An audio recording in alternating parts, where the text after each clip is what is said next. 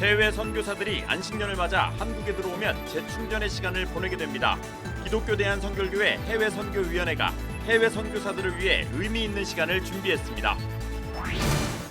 성경이 말하는 경영의 원리를 찾아내고 적용하는 기독경영연구원이 설립 25주년을 맞았습니다. 지난 3일 기독경영연구원은 25주년 기념 포럼을 열고 성경적 경영 원리가 국내와 해외 선교지에도 널리 확산되길 기대했습니다.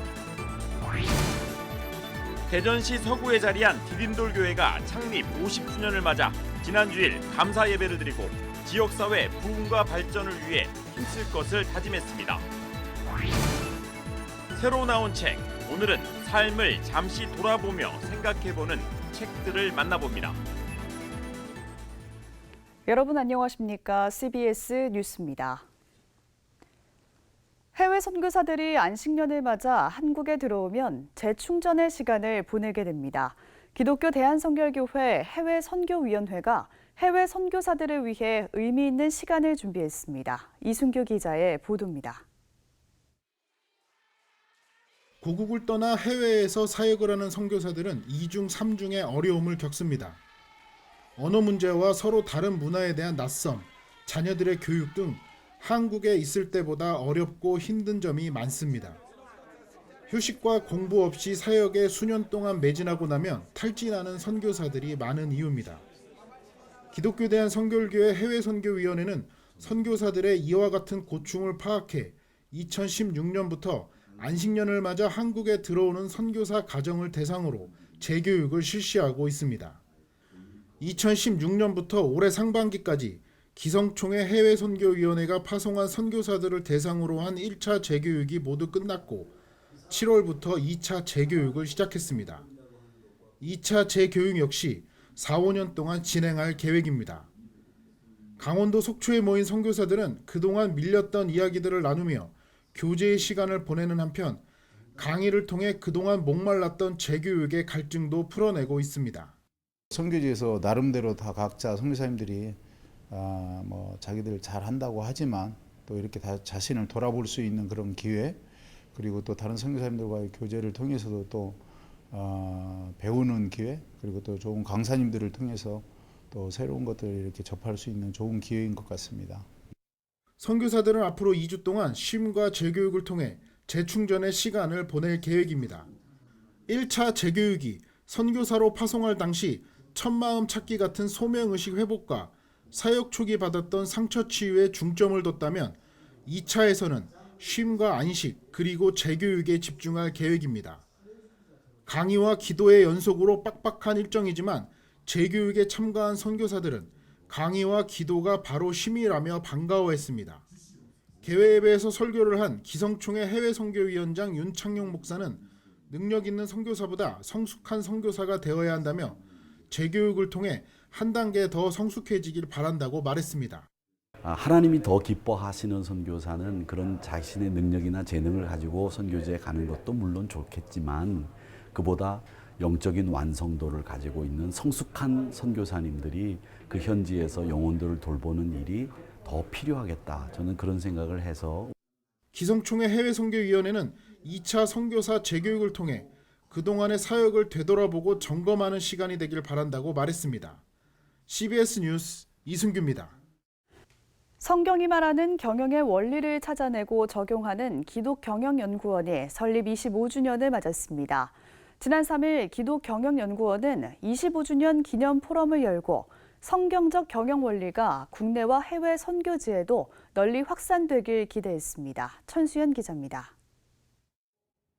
기독경영연구원이 창립 25주년을 기념해 마련한 기독경영 포럼에서는 새롭게 찾아낸 성경적 경영 원리를 소개했습니다. 성서 창세기와 마태복음을 통해서 기업 현장에 적용할 수 있는 원리를 찾아 각각 책으로 엮어냈습니다.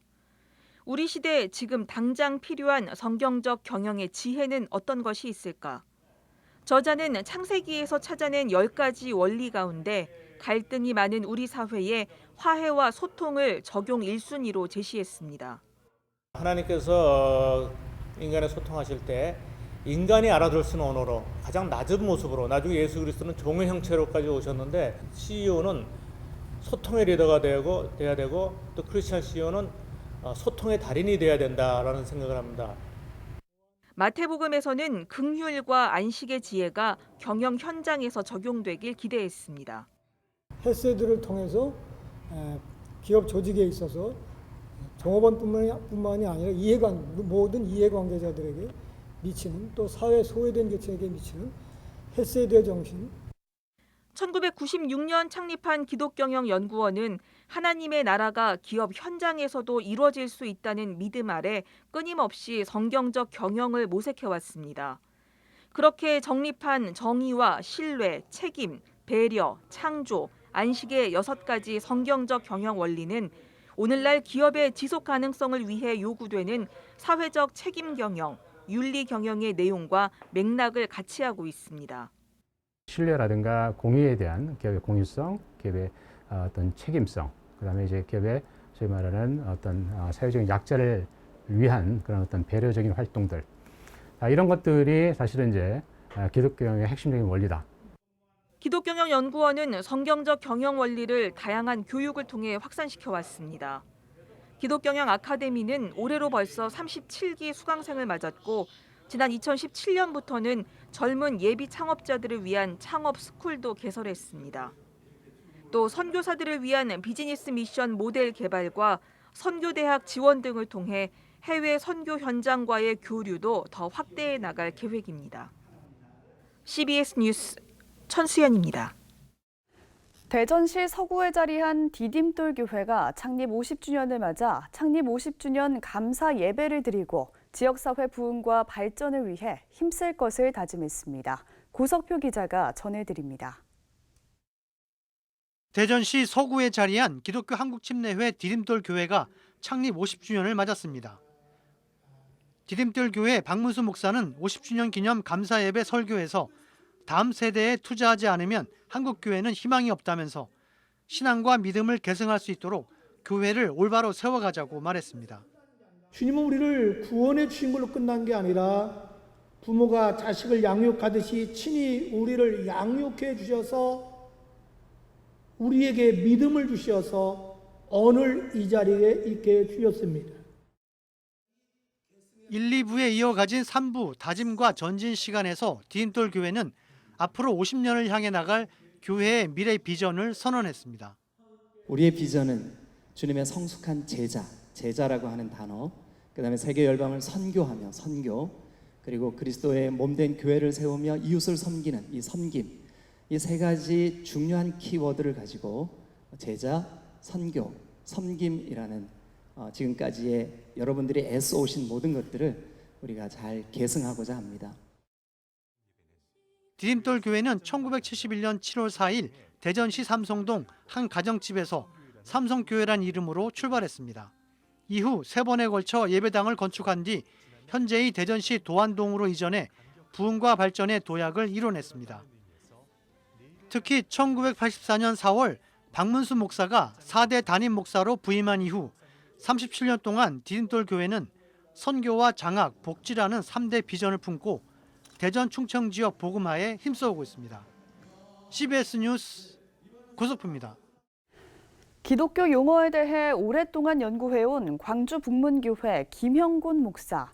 김 목사는 CBS TV 파워 인터뷰에서 우리가 현재 사용하는 기독교란 용어는 잘못 사용하고 있는 것이라며 그리스도교로 바꿔 사용해야 한다고 주장했습니다. 왜 이런 주장이 나오게 된 건지 최경배 기자가 보도합니다. 광주 북문교회 김형곤 목사는 기독교가 중국을 거쳐 우리나라로 전래되는 과정에서 기독교란 용어가 잘못 소개됐다고 주장합니다. 기독교가 중국에 소개되면서 그리스도가 키리스두로 발음됐고 키리스두는 다시 기리스두로 바뀌게 됐다는 겁니다. 이어 1700년 초 기리스두의 기와 두를 따서 기독으로 줄여버려 기독교란 용어가 만들어졌다고 설명합니다. 결국 기독교란 용어에는 그리스도의 의미가 담겨 있어야 하는데 이 같은 과정 속에서 그리스도의 의미를 전혀 담지 못한 말이 돼버렸다고 주장합니다. 근데 그 용어가 기두자우가 기독교라는 우리식으로 옮겨지는 순간 그리스도는 사라져버립니다. 음력어라는 것은 이름의 의미 살아있어야 되는데 기독으로 바뀌면서 그리스도는 사라져버렸지 않습니까? 이게 가장 큰 본질 문제입니다. 또 그리스도가 우리말식 기독으로 굳어져 사용되면서 예수 그리스도의 칭호와 이름이 변질됐고 그리스도의 정체성을 드러내지 못해 선교와 교육에 있어서 큰 문제가 된다고 지적합니다. 우리 주님 그리스도의 칭호를 되찾아드린다는 것입니다.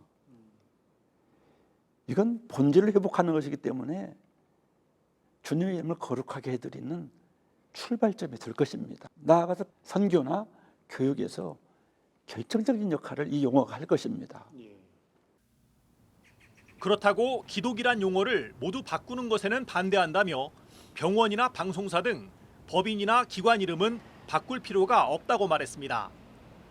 또 기독교를 그리스도교로 바꾸자는 용어 수정 안건을 총회에 상정했으며 현재 2년째 연구 중이라면서 2022년 총회에서 결정할 예정이라고 밝혔습니다. CBS 뉴스 최경배입니다. 누구나 영화나 드라마를 보면서 눈물을 흘려본 경험 있을 겁니다. 어느 순간에 깨달음을 통해 삶의 목적이나 방향이 바뀌기도 하는데요. 삶을 잠시 돌아보며 생각해보는 책이 나왔습니다. 송주열 기자의 보도입니다. 감동적인 영화를 보면서 눈물을 흘려본 사람들은 그것이 슬픔의 눈물이든 기쁨의 눈물이든 잠시 자신의 인생을 돌아보는 시간을 갖습니다. 영화를 보면서 느끼는 순간의 깨달음, 시네마 에피파니입니다. 에피파니는 신학 용어죠. 종교 용어입니다. 그 예수님이 우리에게 인간으로 다가오신 날, 그 예수님을 동방박사가 봤던 그 사건, 그 순간을 에피파니라고 합니다. 그 에피파니를 그냥 쉬운 말로 깨달음의 순간 이렇게 말할 수 있겠습니다. 문화평론가 김은교 교수는 1991년부터 2021년까지 30년 동안 본 영화 가운데 30여 작품을 통해 질문과 메시지를 던집니다. 침을 묻혀가며 몽당 연필로 눌러쓴 유년 시절 일기에서부터 문학 청년의 꿈을 키우며 수집한 연극 대본집, 성장기 꿈이 깃든 각종 자료들이 책으로 살아났습니다. 목회자이자 철학자인 안준배 목사는 1960년대부터 모은 자료 위에 쌓인 먼지를 닦아내며 69년 삶의 여행을 떠납니다. 이 책이 나올 때에는 저의 삶에 69년의 서사를 담아낸 책이 되어졌습니다. 박완서 작가는 사실적이고 경험한 것을 써야 된다는 그게 소설에서 이야기했는데 그런 영향에 있어서 이 책이 완성되어질 수 있었습니다.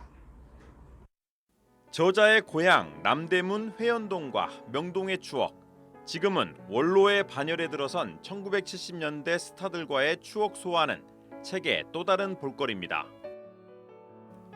오늘의 작가상, 기독교 문화상, 이상 문학상을 수상한 저자는 성소 속 성심리학을 통해 성서에 대한 이해의 폭을 넓혀줍니다. 문의 창작과 교수로 정년 퇴임한 저자 조누가는 카를 융 분석 심리학에 기초해 삼위일체에 대한 심리학적 고찰에 대한 연구를 진행할 만큼 성서 읽기에서 놓치기 쉬운 심리의 흐름에 탁월한 관점을 제공합니다. 저자는 성서는 거룩만 말하지 않는다며 성서에 대한 편견, 성에 대한 편견을 교정하고 인간, 더 나아가 성서를 이해하는데 더 깊고 다가가는 길을 안내합니다. CBS 뉴스 송주열입니다. 예장합동 교회 자립개발원 광주 전남 권역위원회가 지역 목회자들을 대상으로 코로나 상황에서의 목회자 이중직 실태 조사를 실시합니다. 교회 자립개발원 광주 전남 권역위는 코로나19로 인해 작은 교회들이 재정 타격을 받은 상황에서 목회자 이중직에 대한 인식 변화와 실태 추이를 알아보기 위해 실태 조사에 나섰다고 밝혔습니다. 코로나 상황에서의 목회자 이중직 실태 조사는 목회데이터 연구소에서 전화와 문자 설문 방식으로 진행될 예정입니다. 한국 YMCA 전국연맹과 한국기독청년협의회 등은 오늘 대학 등록금 반환 운동과 반값 등록금 실현을 위한 토론회를 열었습니다. 한국 YMCA 전국연맹 양다은 팀장은 조사 결과를 소개하며 등록금의 30% 정도는 인하되거나 반환돼야 한다는 의견이 34.5%로 가장 많았다고 밝혔습니다. 또 올해 1학기 대부분의 수업이 온라인으로 진행되고 있음에도 등록금 문제에 대해 정부도 대학도 어떤 조치도 취하지 않고 있다고 비판했습니다.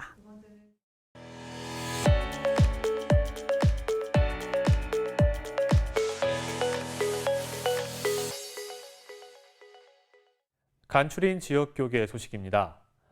쌀조차 없어 굶는 사람들이 없는 세상을 위해 힘쓰고 있는 지구촌 사랑의 쌀 나눔재단이 제주도에서 사랑의 쌀독 개소식을 열었습니다. 울산 성광교회는 교회 창립 50주년을 맞아 임직 감사 예배를 가졌습니다. 지구촌 사랑의 쌀 나눔재단 제주지회가 지역사회의 어려운 이웃을 위한 지구촌 사랑의 쌀독 제주 5호 쌀독 개소식을 더 풍성한 교회에서 가졌습니다. 지금 이 시대에도 쌀이 없어 굶는 사람이 있다는 것을 듣고 충격을 받았습니다. 그래서 사랑의 쌀 나눔을 통해서 사랑과 함께 이 전도가 어려운 때에 복음을 전했으면 좋겠다는 생각으로 이 쌀독 개소를 시작을 했습니다. 쌀이 없어 굶는 이웃이 없도록 하자는 취지로 마련된 사랑의 쌀독은 더 풍성한 교회에서 24시간 개방 운영되며 누구나 한 끼 식사만큼 쌀을 가져갈 수 있습니다. 울산 성광교회가 창립 50주년 기념 임직 감사 예배를 드렸습니다. 희년은 리셋의 의미가 있습니다. 그래서 우리 교회는 올해부터 모든 것을 다시 새롭게 시작하려고 합니다. 예배를 회복하고 기도를 회복하고 젊은이들과 다음 세대들이 예배와 기도와 말씀을 회복하는 귀하고 복된 교회로 만들겠습니다. 임직식에선 장기영 목사가 원로 목사로 추대됐으며 김승민 담임 목사가 취임했습니다. 또 장로 2명을 비롯해 안수 집사 9명과 권사 10명이 새로 임직을 받았습니다. 이상으로 뉴스를 마칩니다. 함께해 주신 여러분 고맙습니다.